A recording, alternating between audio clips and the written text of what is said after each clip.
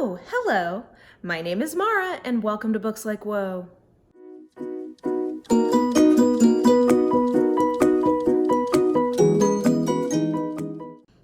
Alrighty guys, it's that time again, and that being that my special going to the used bookstore bag runneth over whenever this bag fills up. It is time for me to do an unhaul because it is time for me to go to the used bookstore, which I'm going to do this afternoon. So, thought I would show you guys what I am taking. I have to say, I'm pretty darn pleased with this particular unhaul because the vast majority of these books are ones that I have read and have just made the decision to keep passing along.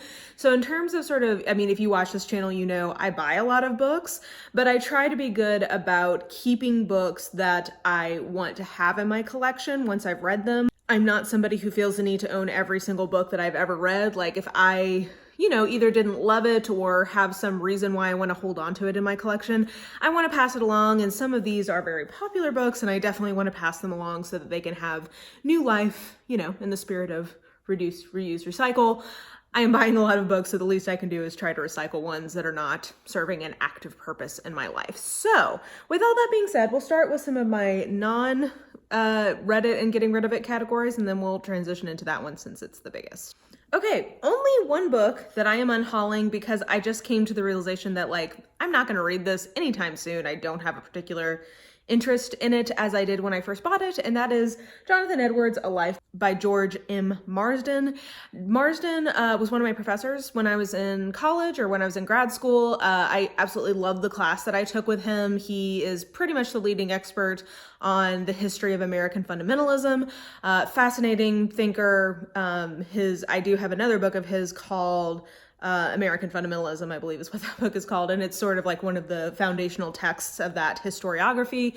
I definitely really like Marsden. I just realized that I'm not that interested in reading an entire biography about Edwards. And while I appreciate his scholarship and what he said about Edwards in the class I took with him, I just don't need to read this whole book. So I'm going to pass it along to have a home with somebody who does want to read it. Okay, next category are 3 books that I have converted in some way or other to a different form. So first we have The Brothers Karamazov by Fyodor Dostoevsky. This translation was particularly recommended to me, which is why I got it originally, and I would agree it reads very nicely.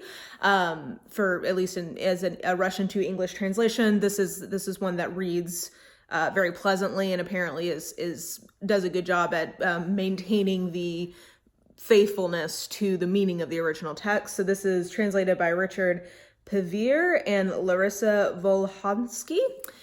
So if you're looking for a good translation, I would recommend this. In terms of my long-term collection purposes, I have converted this into an Everyman's Library edition. That's going to be the edition that I keep because I don't necessarily foresee myself rereading the entirety of the Brothers Karamazov, so the translation at this point is less important to me. But would recommend this particular translation if you are looking for a good one.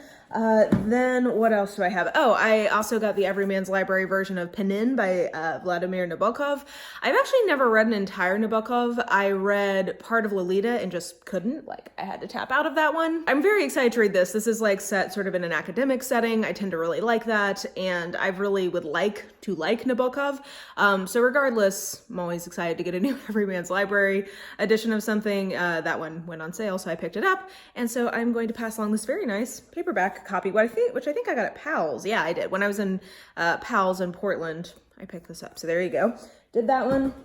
And then Party Monster by James St. James. This is a biography or an autobiography / memoir that I would really like to read. It wasn't available at my library at the time I picked this copy up, but now that I am subscribed to Scribd, they do have it. So I'm just going to go ahead and when I get in the mood to read this, read that copy of it. So that is all of the books that are not just, I read it and I'm getting rid of it. So let's transition into that category. Okay, so we'll just start with paperback, because why not? So first of all, Handful of Dust by Evelyn Waugh. Sorry, I've got a armful of books here, so I'm trying to balance all of this. Handful of Dust by Evelyn Waugh. Enjoyed this, 3.5 stars. Just not one that I absolutely love, and I don't really feel the need to keep it in this paperback copy, though I will say I think that this is a very nice paperback copy. It is, tactilely very pleasing in terms of it's got that sort of thick, almost like very thick stationery kind of cover to it, and I do like the cover design, but this isn't the kind of book that I would keep as a paperback, especially if I only gave it 3.5 stars. So I'm gonna pass this along. I bet that there's some college kid or high school kid who may need to pick up a book like that for school. So there you go. Rageh Dallas. I received this as an e-arc the day it came out, but I had already pre-ordered it, so I ended up with a physical copy. This is a book I didn't really like that much. It was 2.5 stars. It was fine. I just think it had some structural flaws. So especially since I have an e-version of it, definitely don't feel the need to hold on to the trade paperback copy. The next one is an arc. So this is Are You Listening by Tillie Walden. Bethany from Beautifully Bookish Bethany gave this to me. She picked it up as an arc at BEA. 3 stars, liked but didn't love. And the cool thing at my used bookstore is that there is a big box out front. It makes it sound like it's a cardboard box. There's like a big trough, maybe is a good word for it, at McKay's, where you can put free books if you just want to give them away, which is really nice for ARCs because I don't have to feel bad about like selling them because you shouldn't do that, but it's a way to kind of pass this along and give it new life. Yeah, I liked this. This is 3 stars. I do think that the artwork is quite nice. Let me see if I can find a good, yeah, this is pretty representative of the style. It's very moody, I think. There's a lot of kind of dark tones to it. There's some magical realism qualities to it.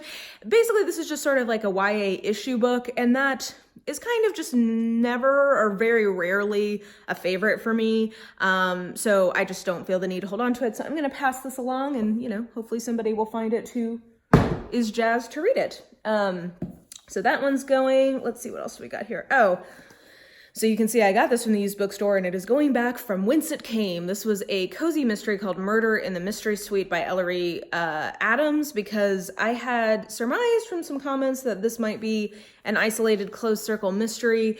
I can't quite tell if it was totally going to be that, because I did DNF this. This was one of the books that is making me reconsider if I actually like cozy mysteries. I want to like them, but I've been really struggling to find ones that were written past like 1970-ish that I like. So I don't know. We're gonna continue the journey to find a cozy that I like. This one was not it. So it is gonna go back to the used bookstore.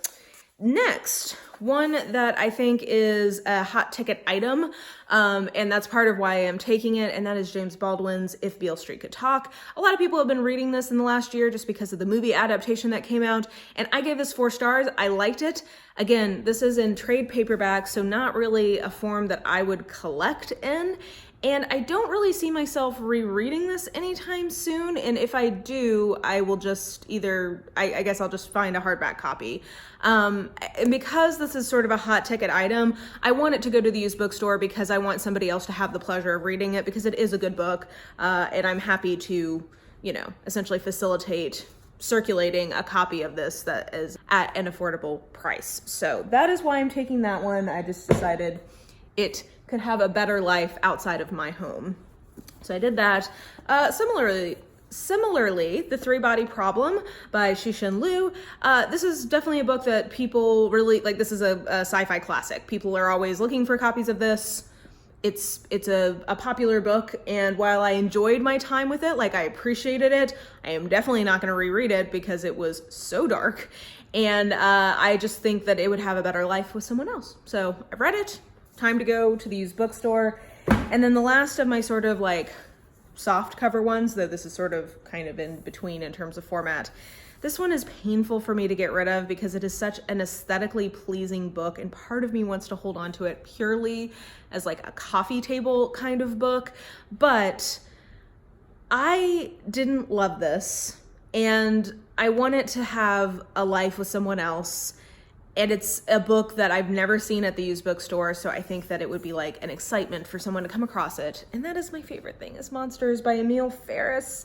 It's so beautiful. I love the artwork in this. The artwork is like my favorite part of this book, but I gave it, I think 3 or 3.5 stars, and I appreciate its project, but it's just not a book for me. And I just think it feels right to me to pass this along. So thank you, but goodbye, because I don't think that it has a long-term place in my collection. One more paperback that I've read and I'm getting rid of is The Seekers by Heather Graham. I did receive this from the publisher, which was very nice of them. I just really struggled with the writing style in this, man. Like, the setup was something I really liked, which was basically like paranormal investigators who stumble upon a body, and then this wing of the FBI that specializes in paranormal crimes shows up and love happens. The writing was hard. I'm not sure if I would try more from this author or not. I've not quite decided, because I would really like to like her. She's like a huge name in romantic suspense, but this book was not a favorite. So I may look up like what one of her higher rated books is and try that, but okay. And then last category is a few hardbacks that I have read and am now unhauling. Part the first, The Berry Giant by Kazuo Ishiguro. I DNF'd this. I got, I think, about 100 pages in and just realized it wasn't really quite for me. So goodbye. I appreciate your time on my shelf, but it's time to say goodbye to this. I just rewatched my first haul and this book was in there. So, you know, circle of life, circle of the life of a book right there. And then next we have Unfair by Adam Benforado. This is the new science of criminal injustice. This was, I would say, fine, but not great. Nonfiction. I ended up listening to this as audio, actually, instead of reading it in physical form. I just think it was a little flat. Like, I think it was good, like good information, but nothing that memorable. Like, even now I'm struggling to really remember any meaningful things that I took from this. But I think that it's basically just like arguing that we need to take more seriously, like, the psychology and brain science of all humans involved in the justice system process, from the perpetrator to the victim to the cops to the prosecutor to the judge to the jury. Like, it's getting into topics around like bias and around, you know, like, for instance, like the fact that witnesses are so, like, we are just predisposed to believe eyewitnesses, even though we know that their recollection of things is often wrong, like things like that. I think if you're looking for a book like this, I would probably recommend Biased by Jennifer Eberhardt that came out this year. I think it was a better version of some similar ideas. So it was fine, just not great. So that I'm gonna get rid of.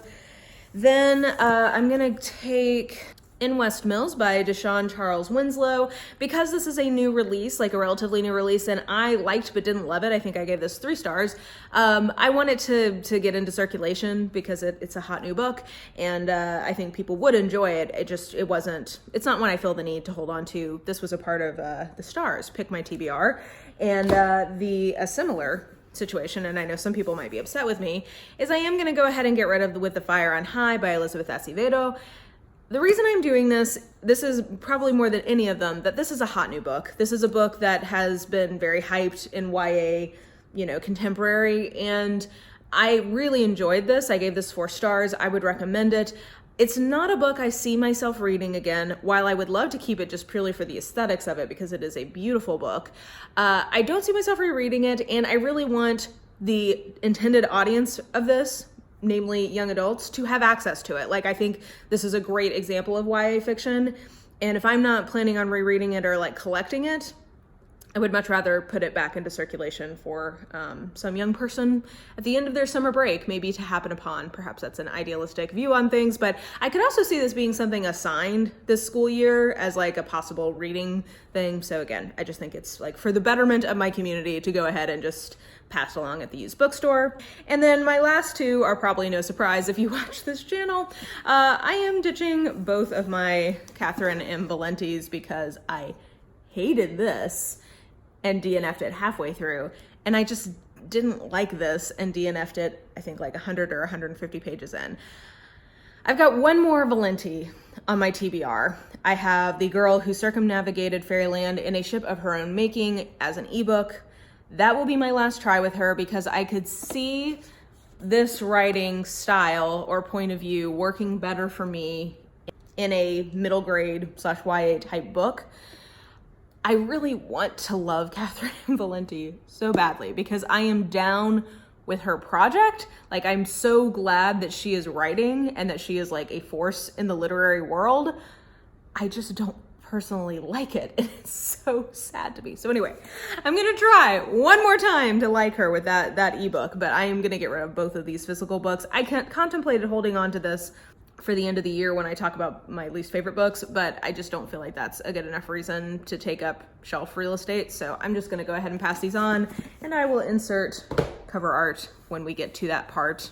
Okay, so that is my little end of the summer book haul. I hope you guys enjoyed it. I do try to be good about showing you books coming in and books going out. As that happens, I know that there were some popular books in there, so let me know if there's any of these that you're heartbroken that I'm getting rid of, and let me know what the last book you unhauled was. So I think that will do it for me. So if you enjoyed this video, please like, subscribe, follow me on the social medias if you are so inclined. I have all of that information listed in the description box below, and I think that that will do it. Hope you're having an absolutely lovely day, and I will just talk to you soon. Bye.